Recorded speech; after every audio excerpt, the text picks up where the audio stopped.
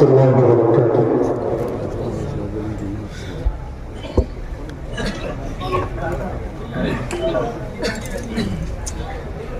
الحمد لله كفى والسلام على عباده الذين اصطفى، أما بعد. أعوذ بالله من الشيطان الرجيم. بسم الله الرحمن الرحيم. الذين آتيناهم الكتاب يتلونه حق تلاوته. صدق الله العظيم.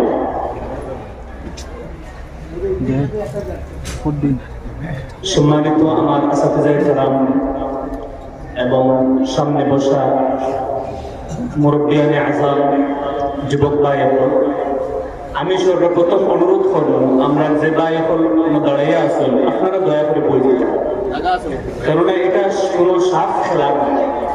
বাজারও দেখা যায় সাপের খেলা দেখায় মানুষে, তো কিছু মানুষ সাইডে দিয়ে দাঁড়ায়, তখন কিছু মানুষ বট গুলো দিনী মজলিস, কোরআনুল কারীমের মজলিস, দয়া করিয়া সেও দাঁড়াইয়া তখন সব বই দিতা, আর আমরা কিছু আগে দেওয়া বই দিতা।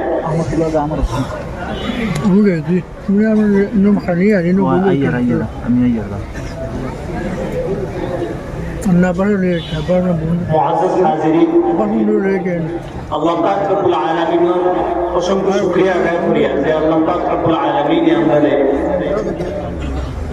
এক দিনই মজলিসে পড়ার সুযোগ করিয়া দিয়েছে। এই সময় অনেক মানুষ আলহামদুলিল্লাহ আমরা সুস্থ আছি, অনেক মানুষ অসুস্থতায় হসপিটাল বা গাড়ি করে আসেন। আল্লাহ পাক রব্বুল আলামিন আমাদের পরিপূর্ণ সুস্থতার সাথে রাখছেন এবং দিনই বরকতময় একটা মজলিসে পড়ার তৌফিক দিয়েছেন। আসলে আমার সম্মানিত উস্তাদের সামনে রাখিয়া আমি কোনো আলোচনা করতাম না বা আলোচক নাই। আমি আমারে হুজুরে কইছেন, যেহেতু আমি তিলাওয়াত করি আর এই মাদ্রাসাতে আমি হিফজও পড়েছি, আলিমানাও পড়েছি, শুধুমাত্র কোরআন তিলাওয়াত ভুলাইলাম আর আপনারা ভুলিয়া মনে মনে কইলাম না, খুব লম্বা টান কোন দিলাম, খুব ভালো লাগছে, বাস ওটার মধ্যে সীমাবদ্ধ থাকলো। প্রতিটি হুজুরে আমার কইছেন কোরআন আর ফজিলত সম্পর্কে বিষয়টা মাতিতাম, এর বাজারে তিলাওয়াত করতাম। হুজুরের আদেশ মানতে গিয়ে আমি বিষয়টা কথা বলি। দেখো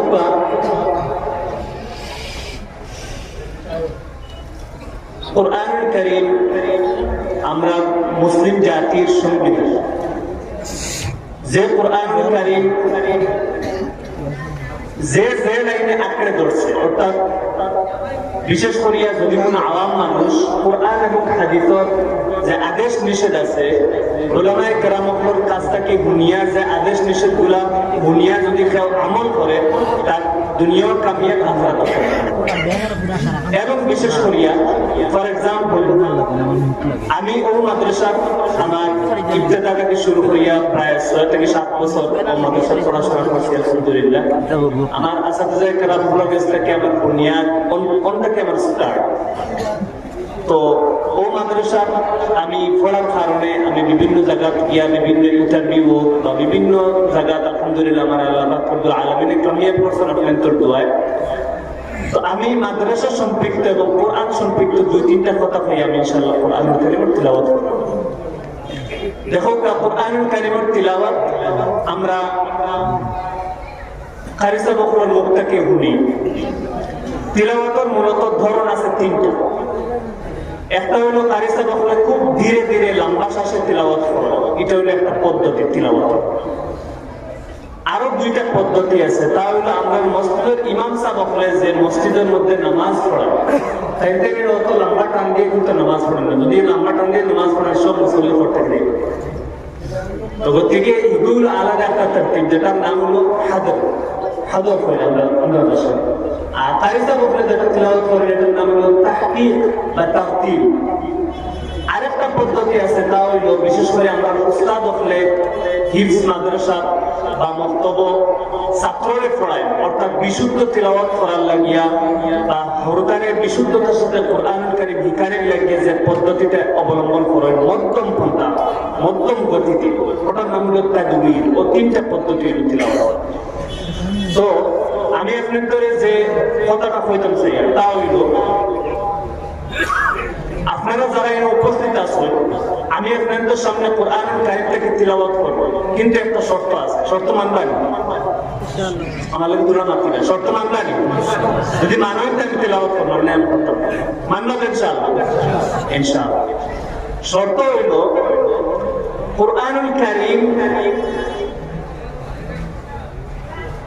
মুসলিম জাতি অর্থাৎ মুসলিম নর-নারীর উপরে কুরআনুল কারীম ততটুকু শিক্ষা ফরজ আইন, যতটুকু কুরআনুল কারীম শিখলে তার নামাজ, দৈনন্দিন নামাজ, 5 ওয়াক্ত নামাজ শুরু হবে, ততটুকু কুরআনুল কারীম বিশুদ্ধতার সাথে শিক্ষা ফরজ আইন, হুজুরের দ্বারা আছে। আমরা যারা যুবক ভাই হল আছি, মুরব্বী হল আছি, আমরা কুরআনুল কারীম শিখার দায়িত্ব দিলাই আমরা দাবিতে বকলতে ইমাম সাহেবকে। তাই মসজিদের মধ্যে নামাজ পড়ায় আমরা গিয়া পরে ইফতেদা করে নামাজ পড়ি, বাস আর আমরা কুরআনুল কারীম শুদ্ধ করে শিখার কোনো প্রয়োজনীয়তা নাই। দেখো আমরা তো সবসময় জামাতের সাথে নামাজ পড়তে পারি না, মাঝে মধ্যে মিস হয়, বলো না? এরপরে আছে আপনার উইতির আছে, সুন্নত আছে, নফল আছে, আরো ইত্যাদি নামাজ আছে। সেই নামাজগুলা বিশুদ্ধ হওয়ার লাগিয়া, নামাজ শুদ্ধ হওয়ার লাগিয়া কুরআনুল কারীম অর্থাৎ কিরাত শুদ্ধ হওয়া লাজিম, ফরজ। এর কারণে আপনাদের আমি আপনাদের দয়া করে অনুরোধ করব, আমরা অনেক আছি মক্তব্য হরুবেলা পড়িছিলাম বা আমরা মক্তব্য উস্তাদে বা মক্তব্যের মেসাবে যতটুকু কোরআন শিখাইছে বাস ততটুকুর মধ্যে সীমাবদ্ধ। আজ থেকে 10, 20, 30, 40 বছর আগে তো আমরা তিলাওয়াতের মধ্যে হয়তো ত্রুটি বিচ্যুতি থাকতে পারে। তো যদি আমরা বয়স 70 বছর হয় আর আমরা বিশুদ্ধ তেলাওয়াতের জায়গা অশুদ্ধ তেলাওয়াত করে 70 বছর নামাজের মধ্যে পড়ি, 70 বছর পাবন্দির সাথে নামাজ পড়িয়ে গেল, নামাজ কিন্তু কবুল হলো। ততক্ষণ থেকে আমরা ওলামায়ে কেরাম হলে নামাজের ওয়াজ বিভিন্ন জায়গায় হয়, ফরদার ওয়াজ হয়, কিন্তু আমি যেহেতু কুরআনুল কারীমের লাইনে খিদমত করি, আমি বিভিন্ন জায়গায় যাওয়ার পরে মানুষ আমার দাওয়াত দিয়ে নিই কুরআনুল কারীম গুনানির লাগে লগে আমিও মাথা নামিয়ে শুরু করি। দেখো কমসে কম আলমতারা থেকে সূরাতুল ফাতিহা পর্যন্ত সবর লাগিয়ে হিকাম হয়েছে শুদ্ধতার সঙ্গে। এখন মনে মনে করি আমরা দাড়ি কাটে গেছে, আমরা একজন বিজনেসম্যান, একজন মাস্টার, একজন ডাক্তার, এখন আমরা সূরা ফাতিহা দিয়ে খাই গেছে। আমরা মাদ্রাসা মসজিদের ইমাম সাহেবের সাথে সম্পর্ক অন্য লাইনে জড়ি, তেল পড়া আনি, পানি পড়া আনি, নামি জানি, ওই লাইনে সম্পর্ক। আবার খতম পড়াই, আবার কেউ মারা গেলে ইমামর দাল লই, কিন্তু আমরা অন্য লাইনে গিয়ে ইমামের লোকের সম্পর্ক অর্থাৎ ইমাম সাহেব করে গিয়ে বই ইমাম খাও নাই, ইমাম সাহেব কইব ইমাম সাহেব আমার সাথে কথা বলি, যদি কোনো ত্রুটি বিচ্যুতি দেখা করিয়ে দেব ইমাম সাহেব শুনবা, ইমাম সাহেব শুনাইবা, শুনাইলে বাদে ইমাম সাহেবের 500 টাকা হোক, 1000 টাকা হোক, 200 টাকা হোক, তো আপনার খুব কেয়ারফুলের সাথে এই জিনিসটা করবো। কেননা আমরা অনেক মানুষ গাফিল, বিশেষ করে দাওয়াত তাবলীগের কাম শুরু হয়েছে আমরা এলাকায় আলহামদুলিল্লাহ, এর দ্বারা অনেক মানুষ উপকার পান। কোন উপকার?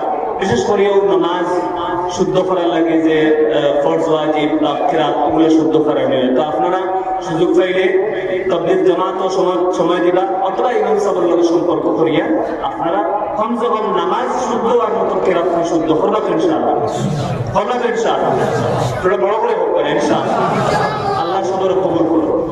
আরো 2টা মাত্রই আমি শেষ করব। আমি এই এলাকার বড় হয়েছি, আমার অর্ধেক মনে হয় শরীরের মাংস হাড্ডি মনে হয় বড় হয়েছে ওই এলাকা খাইয়া। তো বুজুর্গের সামনে রাখিয়া মাতিলিয়া বড় বড় আমি ফলে বুজুর্গ হয়ে গেছে, আমি ক্ষমা প্রার্থী। আমি আরো 2টা কথা পাইতাম। আমরা মাদারিসে ইসলামিয়ের লগে আমরা সম্পর্ক এলাকাবাসী। নাইরগ্রাম মাদ্রাসা আমার বাড়ি খালিগঞ্জে, ফুলবাড়ি। আমি খালিগঞ্জে থেকে ও মাদ্রাসা পড়ি, আমি আলহামদুলিল্লাহ আল্লাহ আমার বহুত দূর নিয়েছে আপনার দূর। একটা এলাকাতে একটা দিনী প্রতিষ্ঠান হয়, কোরআন এবং হাদিস পড়ানি হয়, দিনী মাদ্রাসা হয়, কিতা লাগে ও এলাকার মানুষের পয়লা ফায়দা আছে। এখন দেখা যায় ও নাইরগ্রাম মাদ্রাসা এখন খোঁজ করিয়া দেখো বর্তমানে রানিং ছাত্র দল 150 আছে, 150 ছাত্রের মাঝে 120টা ছাত্র ফাইদা বাইরে আছে, নাইরগ্রামের ছাত্র ফাইদা 30টা। কি আমি মনে করি আপনারা বিশেষ করে দিনী মাদ্রাসার লগে সম্পর্ক 3 ধরনের সম্পর্ক রাখবা। আপনাদের উপর কর্তব্য। 1 নম্বর সম্পর্ক হইল আমরা বছরে একবার মাদ্রাসাতে এক নাই ওয়াজের দিন, আর মাদ্রাসাতে একদিনও বানাই না। কি আমরা উপরে দায়িত্ব নাই? এই এলাকার মাদ্রাসা এখানে আমরা মাঝে মধ্যে এই মাদ্রাসার উস্তাদ হলোর খবর লইতাম, উস্তাদ হলোর খবর লইতাম, আর চাইতো ছাত্রদের খবর লইতাম, এরা খাইতানি, ঠিকমতো আসেননি, বেমার আসাননি, মাঝে মধ্যে আইতাম দেখতাম। এটা আমরা হক। 2 নম্বর হক হইল আমরা নিজ সন্তান দিয়া মাদ্রাসার সহযোগিতা করতাম। দেখো একটি দিনী প্রতিষ্ঠান হোক বা জেনারেল এডুকেশনের লাইনে কোন প্রতিষ্ঠান হোক, যদি ছাত্র না থাকে তাহলে এই প্রতিষ্ঠানটা বেকার। উস্তাদের নিবেদন করতাম আর কমিটিও নিবেদন করতাম, প্রত্যেকের ছাত্র একটা প্রতিষ্ঠানের পুঞ্জি। তো আমরা দ্বিতীয় সহযোগিতা করতাম নিজের 3টা পদ, আপনার 2টা পদ মাদ্রাসা, বিশেষ করিয়া ও নারীগঞ্জ মাদ্রাসা, নারীগঞ্জের ছাত্র বেশি থাকতাম। আপনারা ইনশাআল্লাহ নিজ জায়গা থেকে চেষ্টা করবো, আপনার একটা ওয়েবসাইট করে আপনারা মাদ্রাসার লগে সম্পর্ক জোড়া এবং মাদ্রাসার বোর্ডকে করবো। ও এর লাগে আমি মিলাই আহ্বান করছি। আমরা একটা ভুল ধারণা আছে, মাদ্রাসা তোমার ফুয়ারে পড়াইলে এগুলো বেতন থাকতো 5,000 অথবা 4,000 অথবা 6,000, বাস এর পৌঁছে যাইতো না। আমার ফুয়া এগুলো কি আমার মৃত্যুর আগ পর্যন্ত বাঁচি কি লাগে কি আমরা দুর্বল বাঁচি না, আমরা বাঁচি আর বরঞ্চ অনেক মাস্টার, অনেক ডাক্তারটা কি আমরা মুস্তাদ হল মাদ্রাসা শিক্ষক ও মসজিদের ইমাম করে দিয়ে আরো বেশ ঠিক না বেটা। তো গতিকে ভাই আমরা নিতে থাকি যে ভুল একটা মেসেজ মাথা আছে ওগুলো ফেলতাম। অর্থাৎ দেখুন, আজ যদি আমার ফুয়া আমার নাতি যদি মাদ্রাসা পড়নেওয়ালা না থাকে, আমার মা অথবা আমি মরার আগে দৌড়ে এখন চলে যাওয়ার আগে কাপড় কিনতে এরকম খেলা, ওষুধ দেওয়া এরকম খেলা ইত্যাদি জানাজা পড়ানো হইতো কিনা। কি আপনার 3টে ফুয়া, একটা ডাক্তার, একটা ইঞ্জিনিয়ার, একটা অভিযোগ, একটা তখন ফোন দেখবো, আমার তখন জানাজার নামাজটা তো পড়াই বুঝেন, তখন ফোন দেওয়াই কাপড় তখন সবন চিন্তাই। তবে থেকে বাইরে রোগীর উপর আমি বয়সে একবারে কম, আমি বড় বড় মান মানতে দিচ্ছি, আপনারা একটা কষ্ট নেবে না। বাস্তব কথা যেগুলো আমি আপনার সামনে উপস্থাপন করলাম। তো 2 নম্বর পয়েন্ট হইল দিনী মাদ্রাসার লগে আপনাদের সম্পর্ক রাখবা বাচ্চা দিয়া। ইনশাআল্লাহ আমি আপনাদের কাছে অনুরোধ করবো, নারীগঞ্জ মাদ্রাসার 150 ছাত্র হইলে 100 ছাত্র নারীগঞ্জ হইবে ইনশাআল্লাহ। পারবেন ইনশাআল্লাহ। মনে মনে যে কইছে এটা তো কইছে ঠিক আছে, কিন্তু এটা তো মানে প্রতিফলিত করা বহুত মুশকিল। আমার ফুয়া ডাক্তার বানাইতাম, আমার ফুয়া ইঞ্জিনিয়ার বানাইতাম, আমার ফুয়া জেনারেল এডুকেশন বহুত পড়াশোনা করাইতাম। হ্যাঁ, এখন আলহামদুলিল্লাহ আমাদের মাদারিসে ইসলামিয়ার মধ্যেও জেনারেল এডুকেশন অর্থাৎ জেনারেল পড়াশোনা পড়ায়। প্রত্যেকে আপনারা নিঃসন্দেহে মাদারিসে ইসলামিয়ার মধ্যে দেখবেন দিনও শিখিব, আখিরাত দুনিয়াও শিখিব। 3 নম্বর আর একটা সম্পর্ক রাখা লাগবে আপনাদের মাদ্রাসার লগে। অর্থাৎ দেখো এই মাদ্রাসাগুলো কওমি মাদ্রাসা, এই মাদ্রাসা আমরা আসাম সরকার হোক আর সেন্ট্রাল সরকার হোক কোনো টাকা এই মাদ্রাসা দেয় না। আমরা আপনাদের কাছ থেকে 1 টাকা 2 টাকা করিয়া কালেকশন করে এই মাদারিসে ইসলামী এগুলো জিন্দা আছে বুঝছেন। তা আপনারা 3 নম্বর ফিকির করবা, এটা মাদ্রাসার লোকে মালি সাপোর্ট দিতা, অর্থাৎ টাকা পয়সা দিয়ে সর্বাঙ্গীন সহযোগিতা করবা। খরচা না করায় কত বড় মাদ্রাসা তাই বলল না। আমি এলাকার আসতাম জানি, আলহামদুলিল্লাহ নারীগাম এলাকার মানুষ সালে আমার সাবর আব্বা মারা গেছে,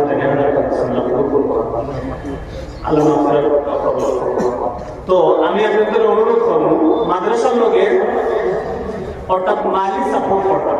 যেমন ওয়াজও আইয়া 5,000 টাকা ধরে গিয়ে গেলে আজকা বছর 1000 টাকা বিষয়টা এই মাদ্রাসা কন্টিনিউ ছাত্র তখন আপনার বোর্ডিং, আমরাও এই মাদ্রাসার বোর্ডিং চাইছি।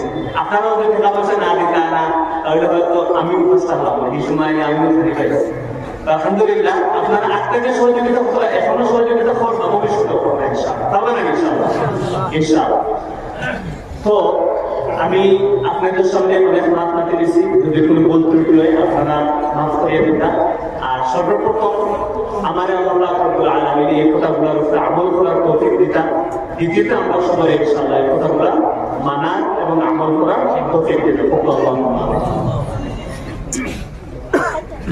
আমি ইনশাআল্লাহ তিলাওয়াত করব।